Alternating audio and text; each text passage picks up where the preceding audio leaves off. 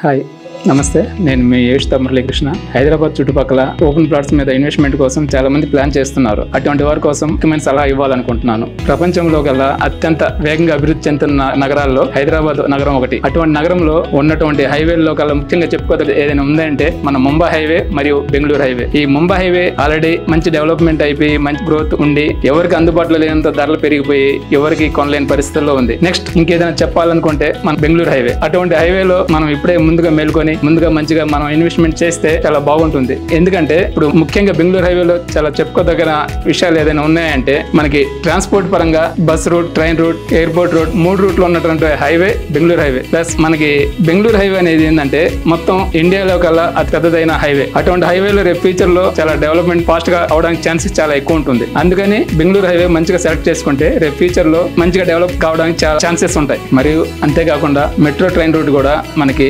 శంషాబాద్ తో పాటు రేపు ఫ్యూచర్ లో షాద్నగర్ వరకు ఎక్స్టెండ్ చేయడానికి కూడా ఛాన్సెస్ ఉన్నాయి. కాబట్టి అలాగే ఇండస్ట్రీస్ పరంగా కూడా మనకి బెంగళూరు హైవేలో ఇటు ముంబై హైవేతో ఎలా పోటీ ఉందో బెంగళూరు హైవేలో కూడా అదే వేగంగా ఇండస్ట్రియల్ కారిడార్స్ కూడా డెవలప్ అవుతున్నాయి. ఎలా చెప్పుకోవచ్చు అంటే మనకి మీకు జడ్చర్ల గానీ, పోలేపల్లి గానీ, కొత్తూరు గానీ, మేకగూడ ఇట్లా చాలా ఊర్లలో ఇండస్ట్రియల్ కారిడార్ చాలా డెవలప్ అవడానికి ఛాన్సెస్ ఉన్నాయి, ఆల్రెడీ అవుతున్నాయి కూడా. అటువంటి దగ్గర మనకి నియర్లీ ఏదైనా ఉందంటే హైవేకి దగ్గరలో మీకు సిటీకి దగ్గరలో ఏదైనా ఉందంటే ప్యూర్లీ రెసిడెన్షియల్ జోన్ ఏదైనా ఉంది అని చెప్పుకోగలిగితే ఓన్లీ షాద్నగర్. దేనికంటే మీకు 111 జీవో శంషాబాద్ గానీ, తిమ్మాపూర్ ఇదంతా 111 జీవో ఉంటుంది. ఇదంతా పోగా తర్వాత మళ్ళీ మీకు ఫ్లయింగ్ జోన్ వస్తుంది, ఎయిర్పోర్ట్ జోన్. ఆ ఫ్లయింగ్ జోన్ లో కూడా మీకు రెసిడెన్షియల్ పర్మిషన్స్ ఉండవు. తర్వాత మీకు ప్యూర్లీగా రెసిడెన్షియల్ గా డెవలప్ కావడానికి ఛాన్సెస్ ఏదైనా ఉంది, ఏదైనా సిటీ ఉంది అంటే రేపు ఫ్యూచర్ లో షాద్నగర్ ఛాన్సెస్ ఉన్నాయి. మినీ ముంబై కూడా చెప్పుకోవడానికి మంచి ఛాన్స్ ఉంది. అటువంటి దగ్గర మనకి బెంగళూరు హైవేలో పెట్టుబడులు పెడితే చాలా తక్కువ టైంలో మంచిగా ఆదాయం పొందడానికి ఛాన్సెస్ ఉంటాయి. మనకి బెంగళూరు హైవేకి ఏంటంటే మెయిన్ ముఖ్యంగా ఓఆర్ఆర్ గానీ, RRR గానీ, అటు ఎయిర్పోర్ట్ గానీ 3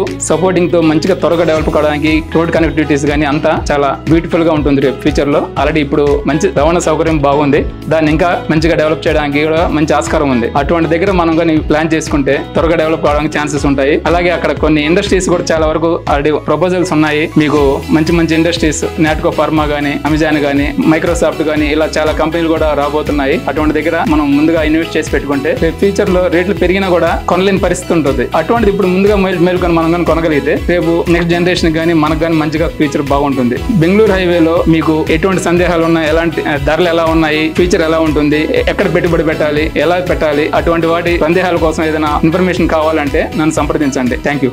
Yoshita, it's not a brand, it's an emotion.